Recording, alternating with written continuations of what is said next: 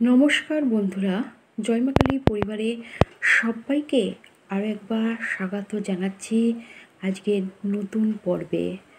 ভাদ্রপ্রদা অমাবস্যাকেই বলা হয় কৌশিকী অমাবস্যা, যেটা সামনেই আসছে। আর বেশি দিন বাকি নেই, দুদিনের অপেক্ষায় রয়েছে।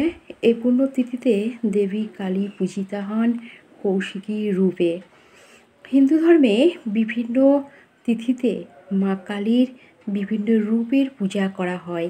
দেবী আরাধনা সর্বজন বিদিত। ভাদ্র মাসের শুরুতেই যে অমাবস্যা, সেটাই কৌশিকী অমাবস্যা নামে পরিচিত। এই পুজোর সঙ্গে জড়িত আছে নানা পৌরাণিক কাহিনী।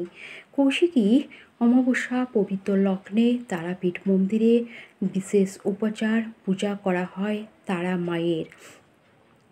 কৌশিকী অমাবস্যায় তারাপীঠ শ্মশানে চলে তন্ত্র মন্ত্রের বিশেষ যজ্ঞ। বৌদ্ধ ও হিন্দু তন্ত্রে এই দিনের এক বিশেষ মাহাত্ম্য রয়েছে। তন্ত্রমতে এই রাতকে তারা রাত্রিও বলা হয়।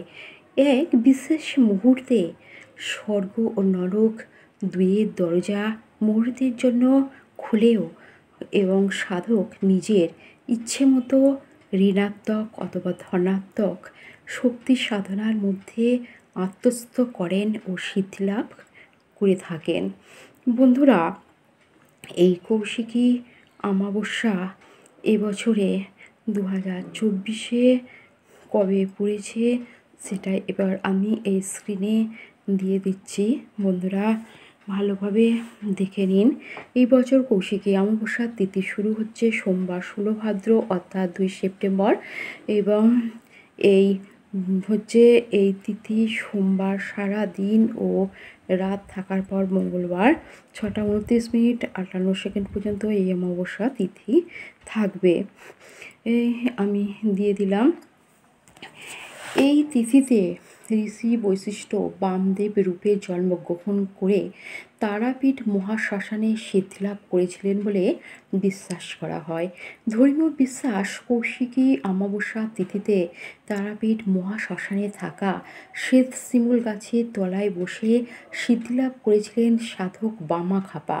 মা তারা স্বয়ং মহাশ্মশানে এসে তাকে দর্শন দিয়েছিলেন। তাই সবাই এই দিন তারাপীঠ মহাশ্মশানে উপস্থিত থাকতে চান। আদ্যশক্তি মহামায়ার দশম মহাবিদ্যার অন্যতম রূপ হলেন মা তারা।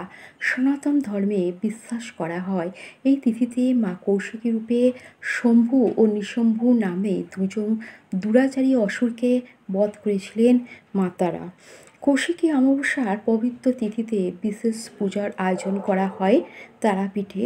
পুণ্য লাভের তিথি শুরু থেকে শেষ পর্যন্ত সংযম পালন করার পাশাপাশি উপোসও করেন প্রচুর মানুষ। তবে বন্ধুরা, আমরা যারা বাড়িতে পূজা অর্চনা করে থাকি তারা এই পূজা আমরা করি না। এই পূজাটা হয় তন্ত্র সাধকদের। তবুও আমাদের বাড়িতে যাদের ঠাকুর ঘরে মা কালীর ছবি আছে বা মূর্তি আছে, অবশ্যই একটি লাল জবা ফুল পায়ে অর্পণ করবেন এবং পুজো করে আরও গ্রহণ করে নেবেন। উপোস করার কোনো প্রয়োজন হয় না। আর এই দিন যেহেতু তন্ত্র সাধনায় নানা রকম কাজকর্ম হয়, অনেকের ওপর কিছু রাগ থাকতে পারে, কালা জাদুও করতে পারে। সেজন্য অমাবস্যার রাতে বাইরের সদস্যদের না যাওয়াই ভালো। যেখানে সাধারণত 3 রাস্তার মোড় বা 4 রাস্তার মোড় রয়েছে, সেখানে না যাই ভালো। একটু দেখে শুনে রাস্তাঘাট পার হওয়াই ভালো।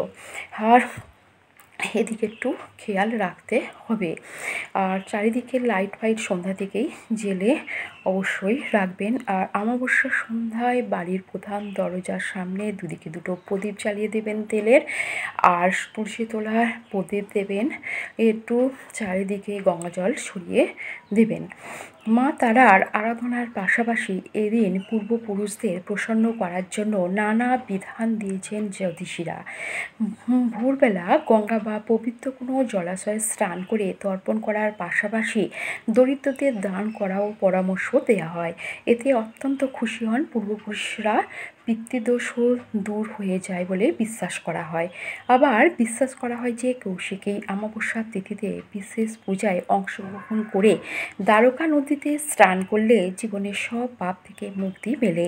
এদিন সাধক উপায়ে তন্ত্রক্রিয়া সম্পন্ন করে জীবনের সমস্ত বাধা বিপত্তি কেটে যায়। এই জন্য হাজার হাজার ভক্তরা এই অমাবস্যার দিনে ছুটে যান তারাপীঠ মন্দিরে। বন্ধুরা, আমি আজকে এই কৌশিকী অমাবস্যার কয়েকটি মাহাত্ম্য তুলে ধরলাম। কেন এই কৌশিকী অমাবস্যা এত গুরুত্বপূর্ণ, আশা করি আপনাদের বুঝতে অসুবিধা হয়নি। তবে আজকে এই পর্যন্ত থাকুক, পরে আবার নতুন ভিডিওতে দেখা হবে। বন্ধুরা, আপনারা সুস্থ থাকুন, ভালো থাকুন, আপনাদের সারা জীবন সুস্থ কামনা করি।